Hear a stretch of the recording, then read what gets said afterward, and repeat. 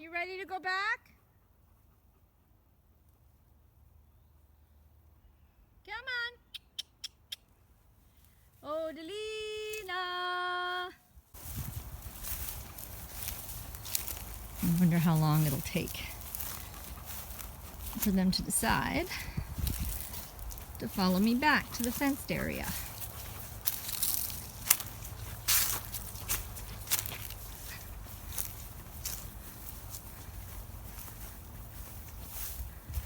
Oh, here they come.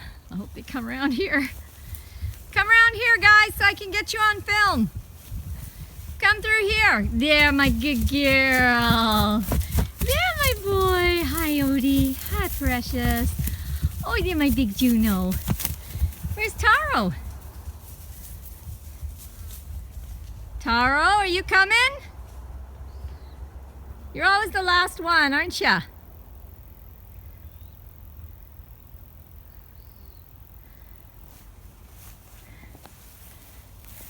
Come on, Taro. Or are you going a different way? Maybe he's going a different way.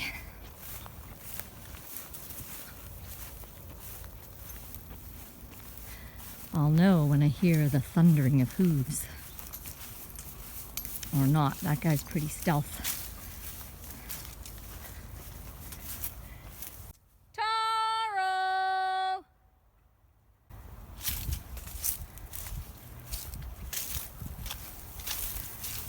There's the rest of them. There they are. There he comes. There's my handsome. Oh, he's my handsome man. Yes, I was waiting for you.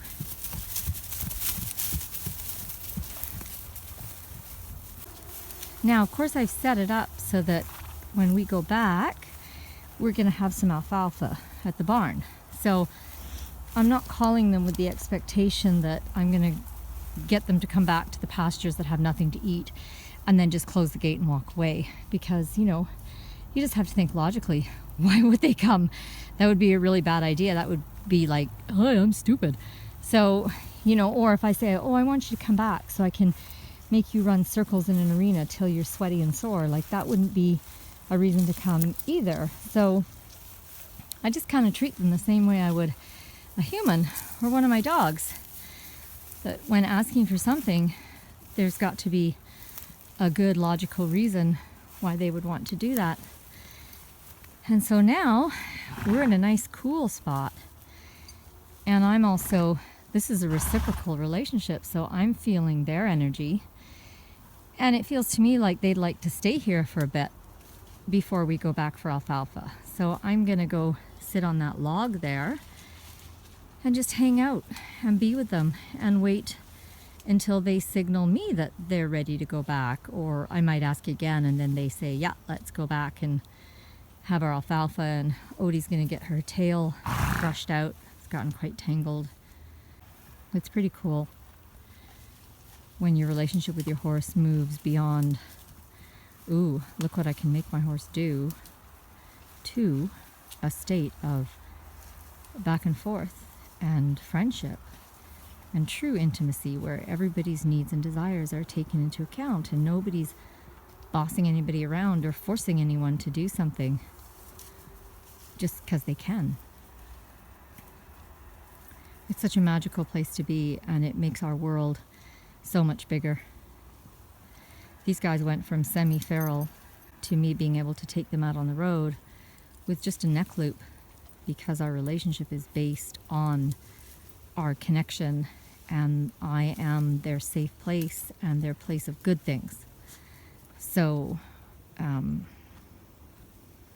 when things go sideways, or like, you know, a car's coming, I had a truck come and then gun its engine right when it gets alongside the horse, and the horse startles and goes to take off, but when it hears me saying "hoo," which of course I've trained them to voice signals before I put anything on them at all, as soon as it hears my voice, whoever it is slows down to a trot and waits for me to catch up and doesn't take off. I have not had any one of these horses take off on me no matter what's happened. They might startle and bolt for 10 or 20 feet, but they stop dead, they look for me and wait for me to catch up with them.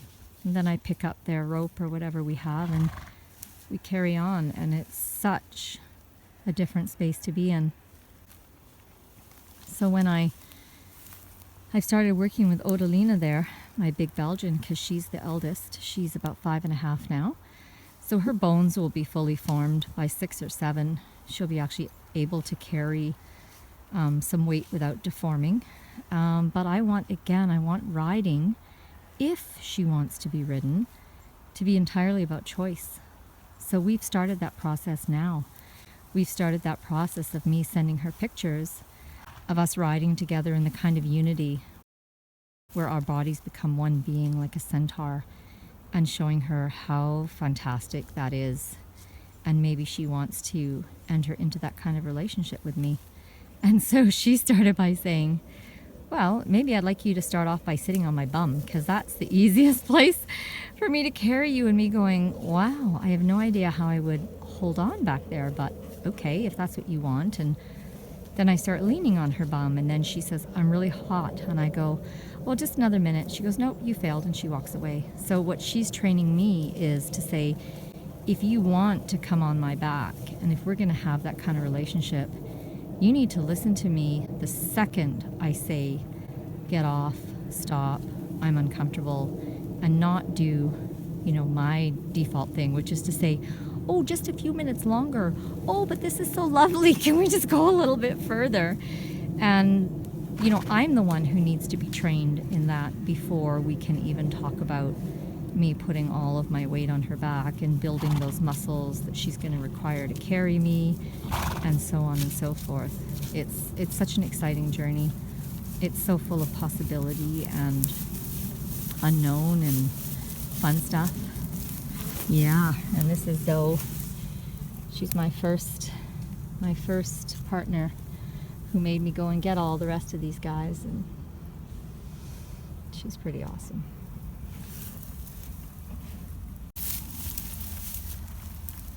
So Zoe's come over to me, and now have you forgotten the path back to the barn?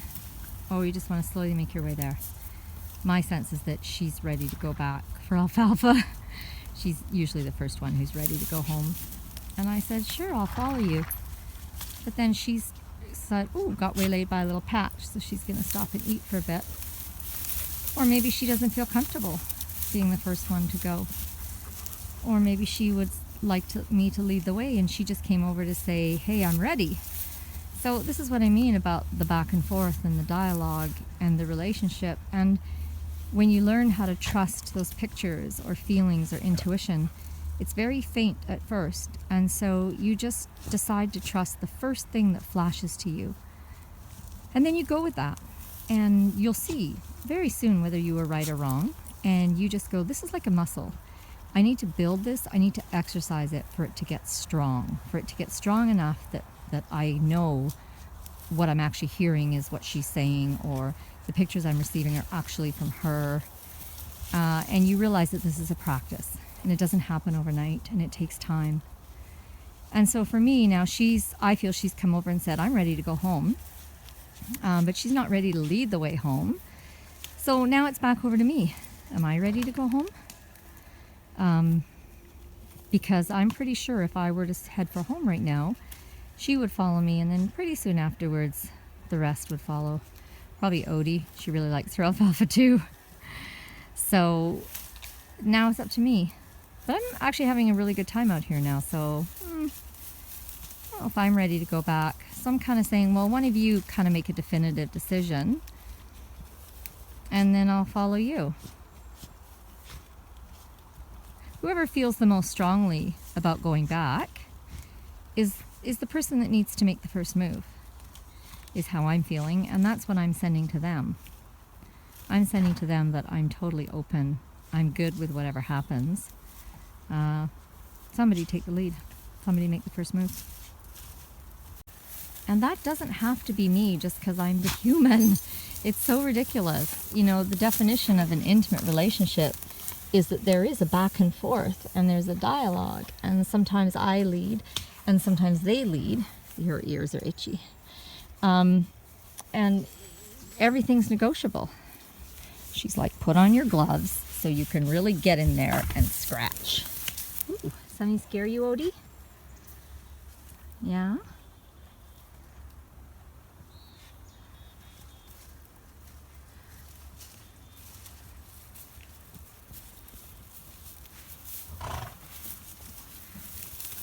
What do you think, Mama? Oh! Meanwhile, Jax has hopped over that log, making a definitive statement that he's ready to go for home. So there's a path through there that's really easy, but I think I'm going to follow him over the log because that's more fun for me. I'm following you, Jackson. You go up, Kumba? You gonna jump? Hmm?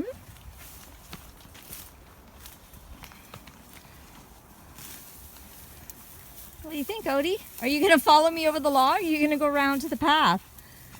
Where's Juno? Oh, that's Tia in the bushes. I think Juno. Oh, there's Juno. He's really hidden. He's back in there. All right, Jaxie, coming down behind you. Oh, but look, you found really good grass there. You're not going to want to go back from there, are you? Oh, look at Zoe having a nice scratch.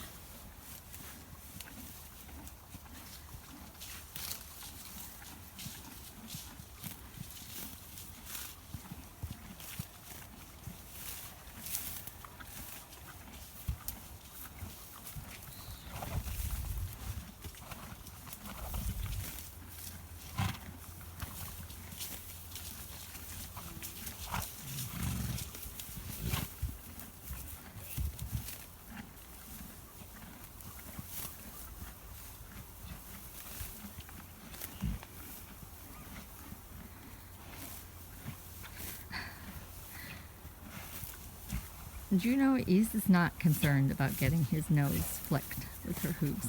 That's so funny.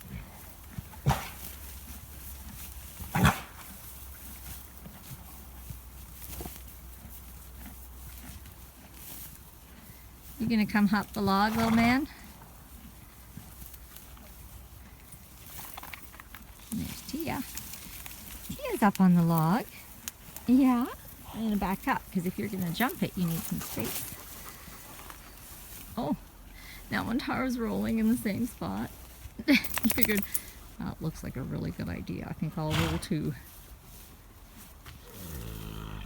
Yeah.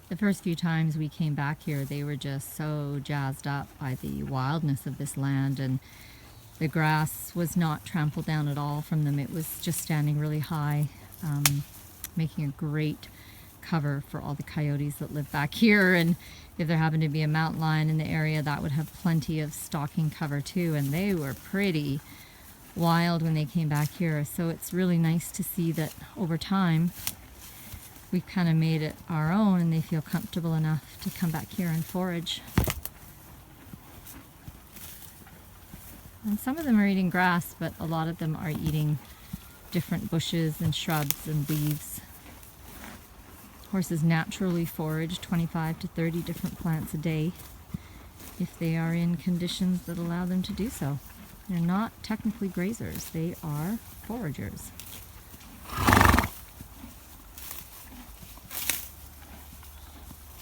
That's why there's all kinds of poisonous plants out here, but the horses have no trouble distinguishing between what's safe to eat and what's not.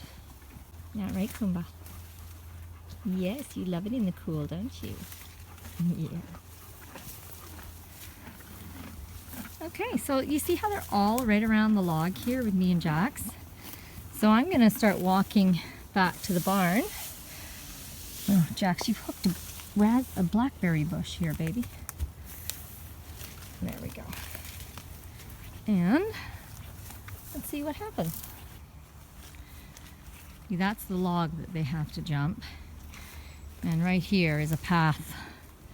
In the winter this was open, but in the summer it took me like 2 hours to hack a path through the brambles here for them. So they can come through here if they want. I'm gonna head back to the barn, guys. You can come whenever you want. You can follow me now or you can come later. It doesn't matter. I'll go start the chores.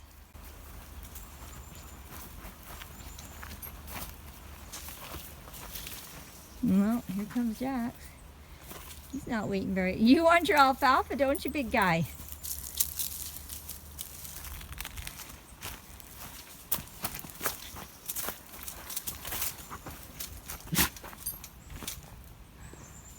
There's my handsome. There's my handsome man.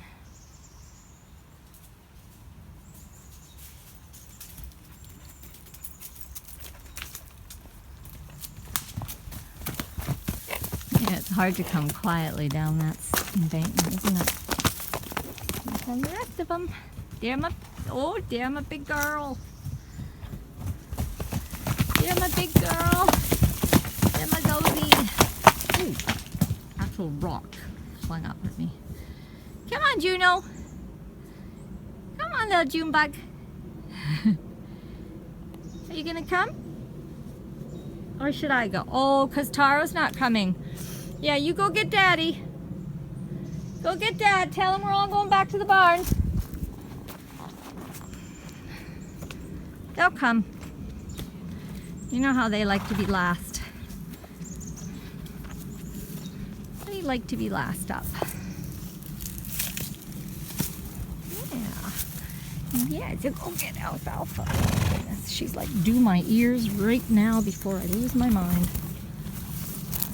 I'll put my gloves on for you. Other one?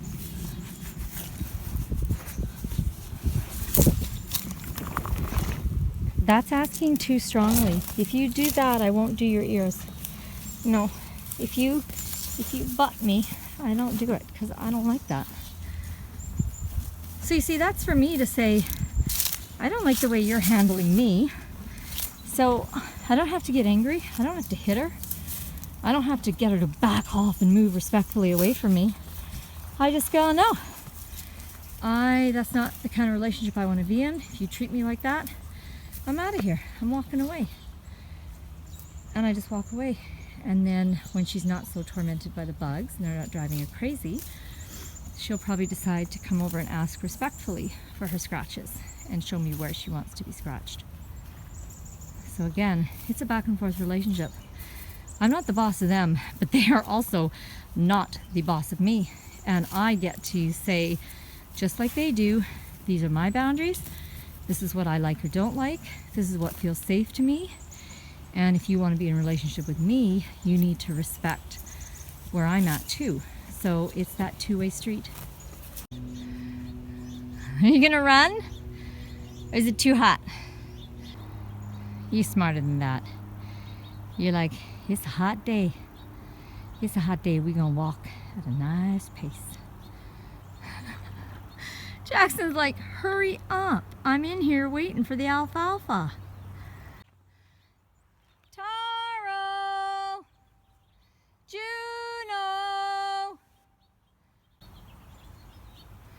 I think Odie wants her baby back too. She just neighed to him. Taro!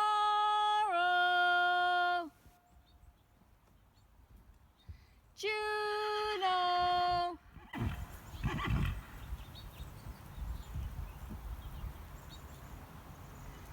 She's calling him too.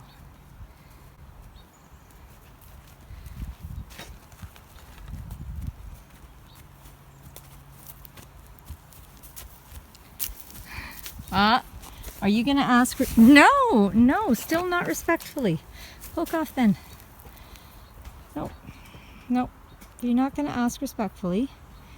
you don't get the scratches. I think we should leave them and just get the alfalfa out, because they'll come. Yeah, let's just go get alfalfa.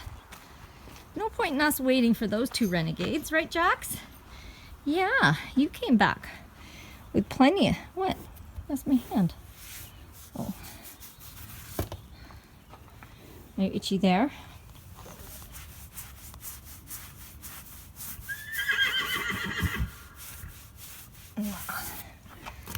Yeah? Let's get alfalfa. They'll come. It's been 5 minutes. All of the other horses are eating their ration of alfalfa to help them build muscle and long manes and tails, and Zoe's out there eating hers. And where are Juno and Taro? Nowhere to be seen. And am I worried? Nope, not yet. Maybe if it's 15 or 20 minutes, then I might see about having to go back there and lead them in, or maybe take a long quirt or stick and kind of beat the bushes to drive them in. But I don't think it'll take them that long. But the thing is, when they do come in, I've put out the alfalfa. I'm not putting out any more. So again, this is about relationship. They gotta learn, if they don't come when me and the rest of the horses come, they're gonna miss their share of alfalfa. So they need to then decide, is it worth it for them to forage rather than having their alfalfa or not? And let's say if they do that to me one more time, I might say, well, now you're making me feel too insecure about putting you back in the unfenced area. So I'm either gonna take you back there 1 or 2 at a time haltered, or I'm gonna wait till I fence another piece back there before you're allowed back there.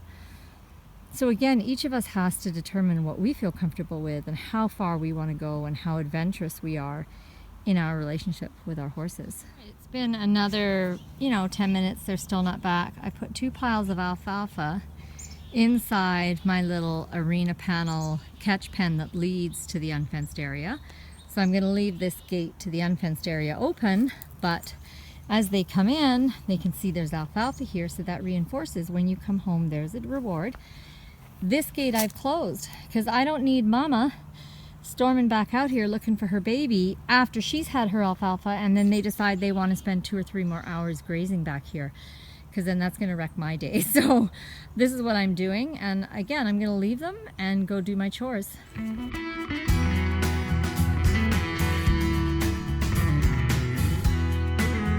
This whole way of being with horses has a lot to do with trusting yourself and walking into unknown situations and saying, well, I'll figure it out as I go, or something will come to me and I'll have some ideas.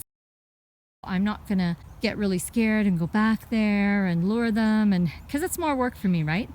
So I'd always like to try the easier solution first that still sends the message that I want to send, which is when you come in, you get your alfalfa. And Juno for sure is going to come in because he's still nursing, so he's going to, need Mom after an hour or so, probably, for sure. He's normally nursing every 3 hours. So here's the other reason Montaro would rather forage than come back for alfalfa. Somehow he's managed to open this arena panel, because I did not have it tied to this pole. And he's come in here because he's the most dominant one, and he's attacked the alfalfa pile. So why would he want to come in for alfalfa? He's like, no, I need some forage right now. I've been eating alfalfa all night long. So, mystery solved. That's why. And we're just going to have to wait for Juno to need his mama. And that's probably what'll bring him in. Or I'll go out and get them. One of the two. So here we are about 10 minutes later. Jax just alerted me that they are indeed back. Hey, you bugger. Because you got into the alfalfa. I saw what you did, you little monkey. Another day, another adventure. I just love being in relationship with my horses in this way, where there is such a real friendship and everyone is allowed a voice. And our communication is truly back and forth, not just from me to them. There's no other way I'd want to be in relationship with my horses than this.